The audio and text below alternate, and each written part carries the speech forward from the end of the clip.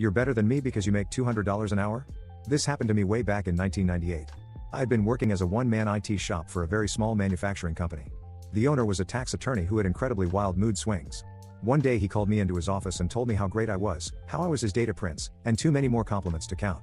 In the middle of the conversation, he suddenly switched gears, telling me how much better he was than me because he made $200 an hour, and he could replace me in a minute. I quit on the spot and told him, "You'll need me before I need you. And when you call me, it'll cost you $200 an hour." Then I left. Fast forward a year. I'm working another job and making twice as much money as I did at the old job. I got an unexpected call from one of the plant managers at the old job. He tells me that after I left they hired 2 consultants at double my rate, each, to finish some of the critical work I was doing. One of the projects I was working on was ensuring their ordering system could handle special requirements from a very large national retailer, their biggest customer. Turns out the consultants couldn't do the job, even after paying 4 times my salary to them for a year. "Oh, that sounds bad," was my response. "Yeah, we were wondering if you could do it for us, like on a part-time basis." The owner had sent his lackey to beg me to come to work for him because he was too scared to call me himself.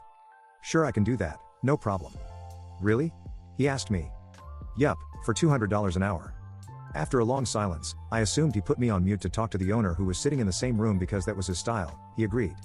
6 months later, at $200 an hour, they had their ordering system in place and were able to maintain their biggest, most lucrative account.